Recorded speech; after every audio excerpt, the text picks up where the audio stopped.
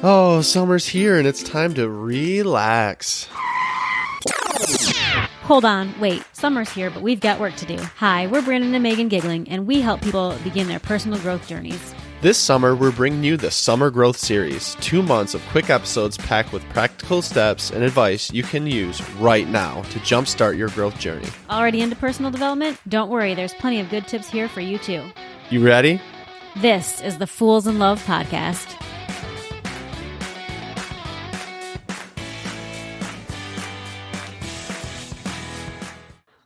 And just like that, it's the end of the Summer Growth Series. Well, yeah, it's not over quite yet. I mean, we still got this episode to record, right? Well, yeah, but, boo-hoo for us. It's been fun. It has been fun. If you guys are just joining us, first of all, let me start this on the right foot. Welcome back. And if this is your first episode, we're so pumped that you're here. But we've been going through the Summer Growth Series all summer long, singing Sweet Home Alabama. Also, I'm sorry. And throughout this whole series, it's been about growth, just growth. So if you're into personal growth, if you are just starting out on your journey, if you haven't listened to the previous episodes, go back. There's some just killer content in there, and you're not really gonna. If we do say so ourselves. No, there's really some really good tips, and I think that if you implement some of these things, you can really make a dent in your personal growth journey. And honestly, I found that even talking about these topics has really helped me, because when we were developing this, it's just all things that we both still struggle with to this day. We understand that this growth journey, it's not easy. It's easy to say growth journey, but it's not really easy to live it out, because we all interact with other humans and every day, and it can become difficult. And so one of the things that we want to talk about in this final episode, because let's be real, it affects everything else, is waving bye-bye to that comfort zone. Mm-hmm. And you said that we all interact with other people, and that's what makes it hard. But I think that another thing, and maybe even harder than just other people, is that we have to deal with our own selves. We are what's in our own way. So I don't know. I'll leave you with that for a second. But we are totally pumped, because as hard as it is to say goodbye to your comfort zone, we truly believe that that is exactly where this big thing called personal growth comes.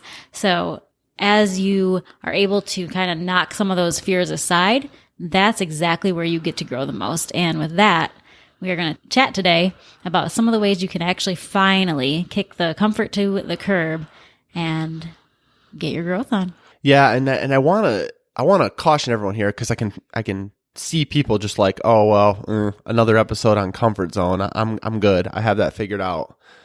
But one of the things that's amazing to me, it truly, for myself, for you, for all the people we talk with and interact with, is how much we'll cling to that comfort zone. And I mean, cling desperately to that comfort zone, even to the point where we're not comfortable. Like, we're comfortable because it's something we've done forever, right? But it's not actually comfortable. Like, the act of it makes us miserable. It makes us unhappy. But we will scratch and claw and do so many things to hang on to that comfort zone and what we're used to and what the status quo is for our lives and what we've determined is where our lives should be. And like you said, we're all our own worst enemy. I know I do this to myself, but I will do so much. I'm talking to y'all about this. Me and Meg have conversations like this. I'm like, I want to go out and do all these amazing things. But then, slowly but surely, I try to grab back to that thing that I used to do, that old Brandon used to love to do, and I'm just not being productive. And I fall into bad habits, and I fall back into things that I used to do, because it's just astonishing to me how much we will reach back to our comfort zone no matter what, just because it gives us some sense of stability, even if that world of our comfort is in complete chaos. We are used to it, so it feels okay, and somehow it feels less scary. What do you think about that? I think we do that for all kinds of different scenarios in our lives. I've done it with jobs. I've done it with family life. I've done it with you. I've done it with so many different areas of my personal and professional life. Just trying to keep things feeling okay, and okay meaning it doesn't feel good, mind you, but at least it's not different. At least I know what to expect. in that mediocrity or even in that sometimes terribleness, at least I kind of can know what to expect there. But I've definitely done it in all the areas of my life. Right. And people will even say like, well, I don't have the time for that, or I can't commit to that, or I can't do that because I have this, that, or the other. But it's like, but the things that you're doing and putting in that place, you're doing the same thing.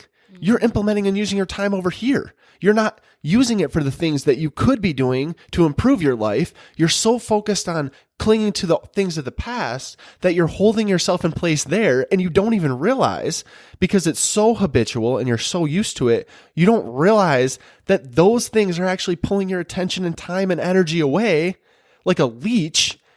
When if you just refocused and looked over here at something new, although it might be super scary and very unknown, because we do so much to cling to the known, you could put your energy there and actually push your chips into something in the future that could just get you so far beyond where you're currently at. Absolutely. I think that one of the things we really have to concentrate on, I know this is true for us, and I'm assuming it's a true statement for most other people, is that it's going to start with the reframing of your thinking.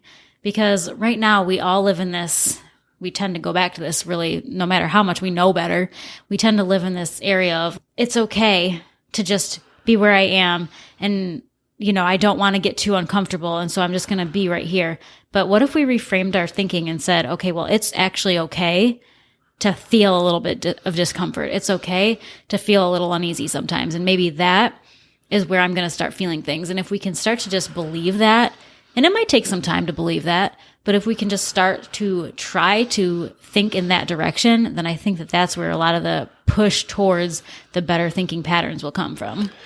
Yeah, and the reality too is we all live in this instant gratification world. So we don't realize that like the things we're doing, and I'm guilty of this too, y'all, trust me when I say this. I'm so guilty. Meg can attest.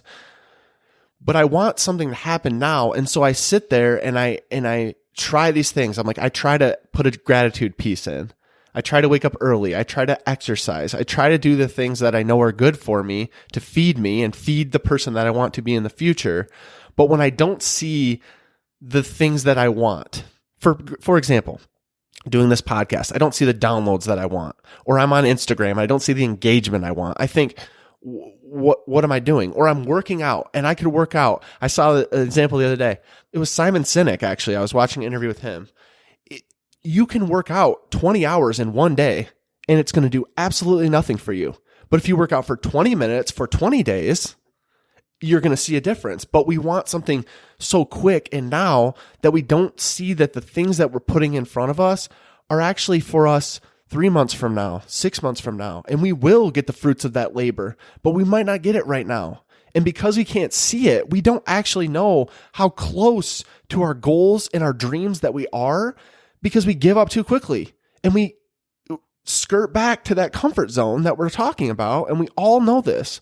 We all know that we do this, but you don't really know how close you were to reaching whatever that goal was for your life, because you turned around and turned back to the past and what you used to do because you weren't seeing the benefits that quickly. Totally guilty there, B, for sure. Yeah, so I think that another thing is just to be okay with your mistakes. And I get it, because if you're a perfectionist like me, you don't want to make mistakes. Like that's like the actual opposite of everything you've ever lived for in your entire life. And because you're trying to venture into this unknown, and because you're trying to venture into this growth, it can feel like everything's going to be a mistake and everything is unknown. Well, yeah, I mean, absolutely. That's kind of the nature of the beast. And it is a little bit icky, especially the more perfectionist tendencies you have inside of you, because I certainly don't want to fail. I certainly don't want to make a mistake or look like a fool. I don't want to have somebody laugh at me, even though they're not going to actually be laughing at me because nobody cares about me. But in my head, they're all laughing at me, right?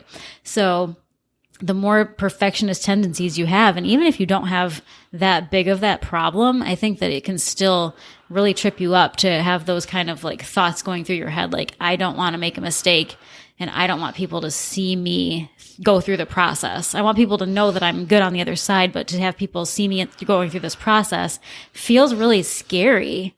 And I think that if we can just kind of let go of some of that anxiety, let go of some of those thoughts that are really our own thoughts. They're not actually what people are thinking or people are paying attention to at all. They're really just our own selves sabotaging our growth journeys. But if we can let go of some of that, I think that we're going to make a lot more progress than if we try to hold on to that and keep all those mistakes hidden from the world. Yeah, what you just said, it's a beautiful thing.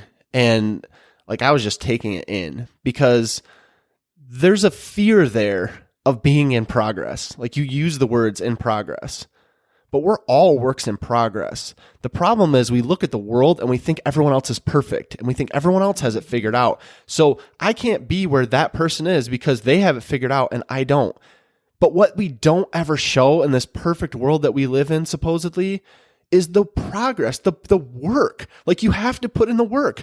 No matter the person you saw, they put in the work, whether they show it to you or not. And I think we're really bad about doing that. We try to be so honest about the fact that this freaking thing is hard, that life is hard. Being a parent's hard. Being in a relationship is hard. Having a job, like doing the things that we want to do, they're difficult, but we're so afraid to show someone, one, what we're working on, or the fact that it is in progress, that we don't have it all figured out, that we then don't do it at all because we're so afraid of what people will think. But I love what you said. You said it perfectly. It's okay to be in progress because progress, not perfectionism. Like that is the goal. The goal is to be progressing every day. And if every day you can say that I progressed, if at the end of the week you can say, man, I progressed in these areas this week without giving any kind of tally mark for where you should be, that should be the goal, right? Not this perfection mountaintop thing because that doesn't exist. It doesn't. Even the people that are there have the same struggles as you. They might be different because they're at a different level. But the mental game is still hard and they're still dealing with the different struggles. It's the same thing, but they're different battles. But we're all dealing with things, but we have to identify with the fact that we're a work in progress. But you know what that takes? You touched on it, Meg, but it takes implementation and it takes action. It means you actually have to try things. It means you might be uncomfortable. It might be challenging. And I get it, y'all. Like it's scary as hell. Like you don't want to be saying, like, you don't want to be in discomfort. It's easy for us to sit here and say, well, yeah, you got to be in discomfort, but discomfort's scary and it's hard. But when I think back on my life, all the areas that we've had discomfort as a couple and as individuals have grown us into the people we want to be. But no one wants to talk about that because they want to talk about the perfect mountaintop.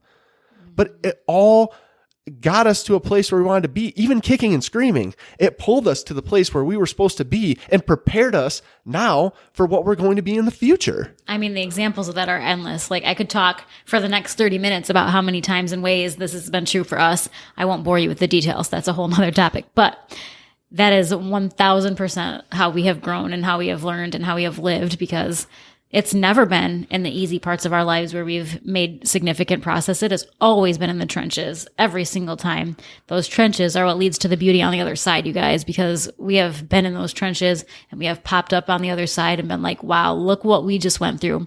That was really hard, but we are so much stronger and wiser for having have gone through that. I visualize it as that stuff, the things that you've dealt with, whatever it is in your life that you've dealt with, which is going to be different than us. I mean, even us, we've dealt with things individually that don't necessarily match up, but we've all been through the battle. The way I visualize it, it's like armor. Like every time you go through something like that, it can either pull you down like a weight or you can put on the armor. You can be like, boom, there's my shield. Like I went through this, but now I'm ready for the next battle because that was mentally and physically preparing me for the next thing in my life. And isn't it funny how life works like that? You get to something down the road and you're like, oh, geez, I mean, yeah, this is hard and I don't like this, but man, I dealt with this back here and it's not really any different than that. And I was able to get through that, so I'll be able to get through this. And I know the tools and steps and strategies to take to get there. Definitely. And I think that once you put on that mental armor, that's really when you can say, okay, now here's actionable step. Here is 1 or 2 or 3 things. I wouldn't go more than that, but here's 1 or 2 or maybe 3 things that I'm really going to focus on in these next 30, 60, 90, 120 days. Don't make it so ridiculous. Like don't make a 5-year plan at this point. We're trying to do implementation here. So make it something achievable, make it something that you can actually stick to. But take those 1 or 2 things and really set those goals in place and make them so tangible that you have an actual plan to get there. If you're like, yeah, I'm going to do better at X, Y, or Z, like you're not going to do it, right? You have to have the actual goal. So think through these next couple days, this next week, what you're really trying to accomplish right here, and make that really strong and really bulletproof, because that is where you can actually go and set your intentions from that point. I love that. Yeah, it's really challenging, especially for someone like me, because I want to do all of it. Like I want to just be there, and hey, once I'm doing this, then I want to do this and this and this. But you're right. It needs to be 1, 2, maybe 3 things. I would even argue maybe it should just be 1. If you're new to this journey, it should be 1. If you've been on this journey, identify 2 or 3 areas that you want to focus on and give your energy there, because there's only so much to go around. And the thing is, once you start checking off those boxes, using those tangible goals like you were talking about, and showing yourself, hey, I'm doing this, it's only going to be motivation and fuel for your fire for everything else in your life. The fear I would have is you bring on too many different things, and then you're just overwhelmed. And you know what you do when you're overwhelmed? You just run back to that comfort. You just run back to that comfort. That's the easiest way to get back to it, because you're scared, you're overwhelmed, you don't know what to do. So what do you do when you don't know what to do? You do the things that you used to do, and you retreat back to your old self. But is that really what you want for your life? And I don't know about y'all, but I've done it. I run back to who I used to be. I run back to my old self. But when I get there, I realize I wasn't missing anything there. That's not who I am anymore. That's not who I want to be anymore. And honestly, it just makes the whole journey more difficult when you do that, because you have to start over again. You're losing your ground. When if you just kept kicking your feet and swimming toward the thing that you wanted, then you wouldn't have to keep getting pushed back by this current of your past self. Mm-hmm. Yeah. And I think you said it, but I'm going to just hit on that one more time. If it's something that you're scared of, like it's especially been scary for you, it's something that you've wanted to do, but you've been kicking and screaming, then that is probably the place that you want to start. And then that's definitely when you want to have the 1 goal, not the 3, because the more scared that you have been and the longer it's taken you to get to this point where you're ready to dive in, that's where you're going to struggle the most. So that's where you have to be really vigilant in keeping the momentum and keeping the progress going in just tiny steps every single day. Right. And what do we always say? Do it anyway. When you're scared, do it anyway. When you don't feel like it, do it anyway. And you're going to thank yourself later for doing it. There's so many times in my life where I don't want to do it, but guess what? I do it anyway, because that's what I have to do to be the person I want to be in 3 to 6 months. That's what I have to do to show up as the man I want to be, to show up as the husband and partner and parent and employer and whatever, everything I want to be. I have to do it. And I have to do it when no one's looking. I have to be accountable to myself. Here's the biggest challenge. You have to recognize that voice in your own head that's rationalizing and making the excuses for your life for why you're not where you want to be. And if you haven't identified that voice, this is a really important time to do that. You start paying attention when you're picking these 1 to 3 things that you want to do. Start paying attention to what voices you're hearing and what feedback you're getting from your inner voice. Because you need to start identifying the negativity coming from that voice and all the rationalizations, because we are so good at rationalizing why we're not doing something. We're so good that we've convinced ourselves of anything. We can. The bottom line is your mind can convince you of anything. Whether you think you need mindset work or not, I'm going to tell you right now, you do. I've been working on my mindset for years, and let me tell you, I still need it. I still need it every day. Sometimes I even need Meg to identify it for me. That Connor's talking. That's my inner voice, Connor. But when you do that, you need to recognize that voice, because that voice is not trying to help you. That voice is trying to keep you where you're at.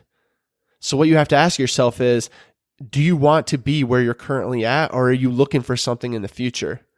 Standing between you and your future is that comfort zone that you're coddling, and you got to leave that behind. Lean into some discomfort to get to where you want to be. And I know you guys hate that I say that, but that's really the only way. Guys, it's time. It is time to say goodbye to your comfort zone. If you feel like you need a little bit of a kick in the pants, feel free to reach out to us because we would love to kick you in your pants. We would love to help you on this journey. We would love to cheer you on. We would love to give you any sort of momentum and help that you need because that's what we're here for, baby. We are wanting to cheer you on and make you feel good about your decisions and where you're headed. We have loved doing this growth series with you. Please, please, please reach out. Please let us know how we can help. Brandon, what you got? No, I'm thankful that you said that because the reality is we don't do this every week for each other. Like it does help us if I'm being completely honest, but that's not why I do it. I do it for the one person out there, the two people out there, the three people out there, anyone out there that we can touch and help with the words that we have and the experience we have and just being vulnerable about where we're at in our own journey and how difficult it is. That's why we were so pumped to do this growth series. And that's why we continue to show up week after week. It's not for us. It's for y'all. So don't feel like if you have no one to reach out to that you can't reach out to us. We would love to help you through this. If there's additional questions you have, if you just want to say hello, whatever it is, we're here for you and we love y'all.